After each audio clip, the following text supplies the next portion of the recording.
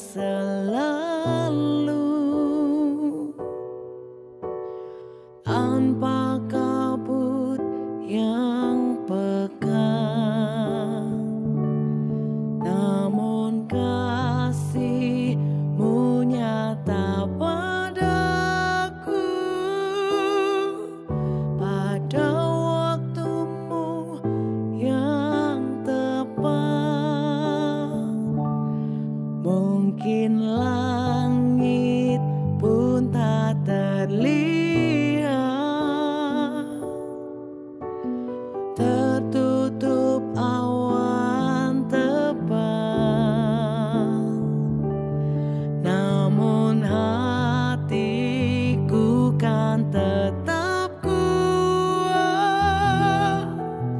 oleh janji-Mu yang kekal.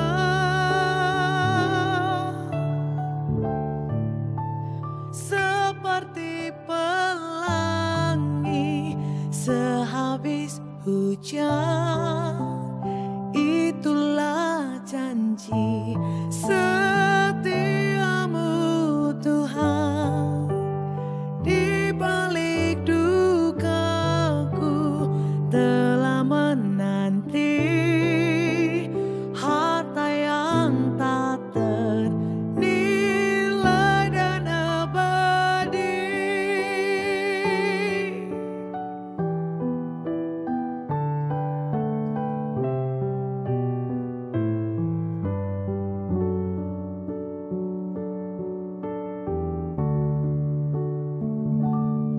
Mungkin langit pun tak terlihat,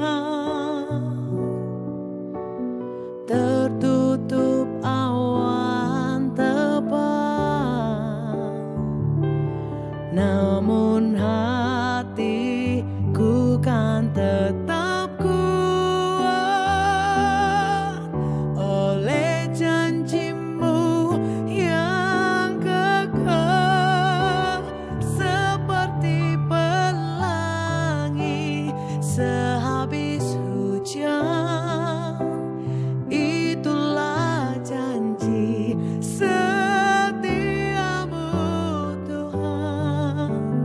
Di balik dukaku telah menanti harta yang tak ternilai dan abadi. Seperti pelangi sehabis hujan, itulah janji setia-Mu Tuhan. Di balik dukaku telah menanti harta yang tak ternilai dan abadi.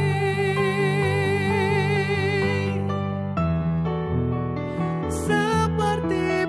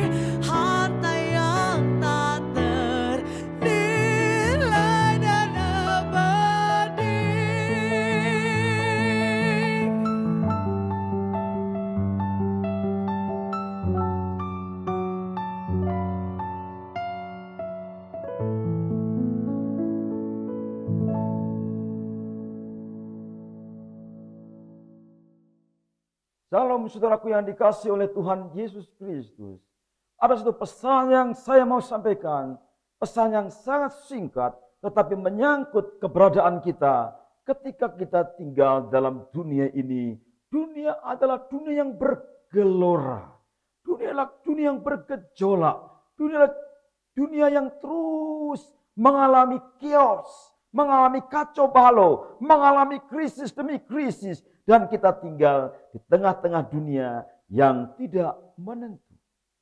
Orang-orang pada zaman dahulu dan orang-orang Yahudi memandang lautan luas adalah tempat yang berbahaya, saudara. Tempat yang berbahaya karena ketika seseorang masuk ke lautan yang luas, maka maut bisa menanti di sana. Saudara, pertanyaan saya, apakah Yesus ada di sana ketika kita menghadapi bahaya di tengah dunia ini? Ya, jawaban saya. Yesus sudah datang ke dalam dunia 2000 tahun yang lalu. Dia menjadi sama dengan manusia. Dia sama dengan kita. Dia mengalami pencobaan-pencobaan dalam dunia ini. Tetapi dia tidak berdosa. Tetapi ketika kita mengalami pencobaan-pencobaan, kita berdosa. Itu bedanya. Bedanya adalah kalau dia sama dengan kita sebagai manusia, tetapi dia tidak berdosa dan kita berdosa. Itu perbedaannya. Bedanya adalah kita manusia dengan natur manusia. Dengan satu tabiat. Yesus ada tabiat manusia dan ada tabiat ilahi. Itulah Mesias, anak Allah. Manusia ilahi. Keilahiannya tetap dan tidak berubah. Ketika dia datang dalam dunia. Tetapi dia membatasinya. Dia mengosongkan dirinya. Karena dia mau melayani manusia. Dia mau menjadi sama dengan manusia. Merasakan apa yang dialami oleh manusia. Sehingga ketika suatu saat ketika dia bersama-sama dengan murid-muridnya dalam sebuah perahu. Dan Yesus tertidur di sana. Dan murid-muridnya menghadapi gelombang yang sangat dahsyat sekali. Ditimbus oleh gelombang. Diombang-ambingkan oleh gelombang perahu itu. Saudara yang kasih Tuhan. Yesus juga ada di sana. Artinya Yesus masuk ke dalam pusaran gelombang. Yesus masuk di dalam perahu yang ditimbus gelombang. Dia ada di sana. Murid-muridnya sangat ketakutan. Murid-muridnya sangat khawatir. Murid-muridnya takut akan kematian. Tolong, tolong, save our soul. Itulah seruan orang yang dalam keadaan bahaya.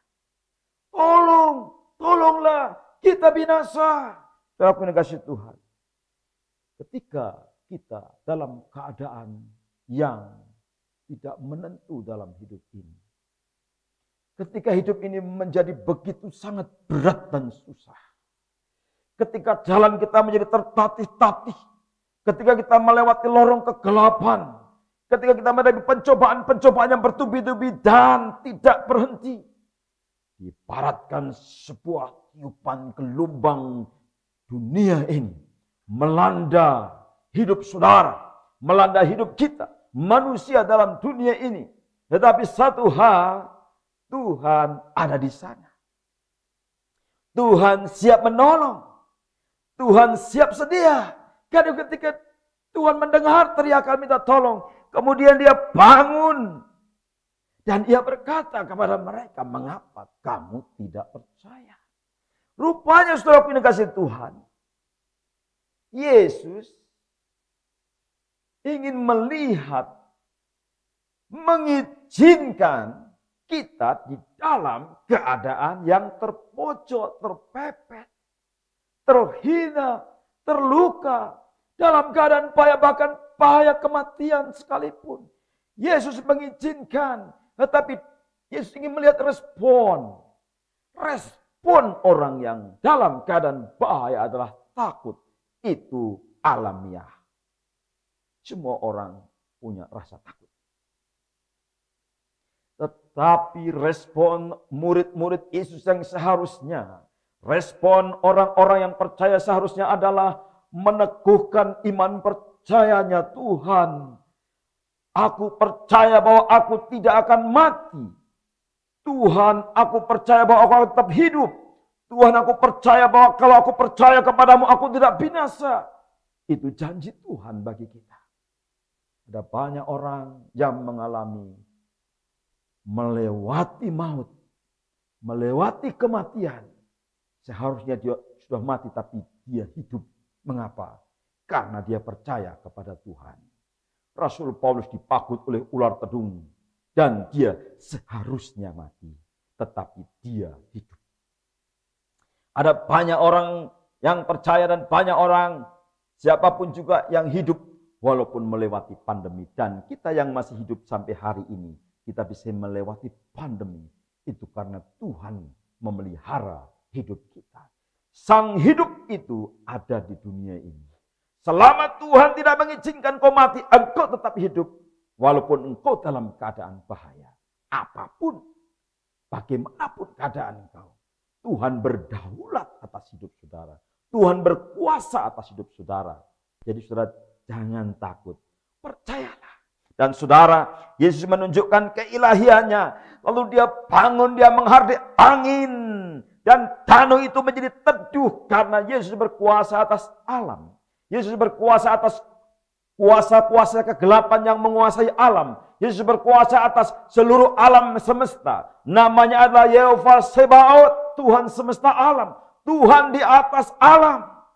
Dia menguasai hukum alam. Dia menciptakan alam. Dia menciptakan hukum alam. Dan dia bisa melakukan mukjizat di tengah alam dan dunia ini. Percayakah saudara bahwa Yesus sanggup melakukan sesuatu yang saudara tidak sanggup? Kalau saudara percaya, saya percaya. Kalau saudara percaya, saya percaya. Dan kita menjadi percaya. Dan kita akan bergairah dalam mengikut Yesus. Karena apa?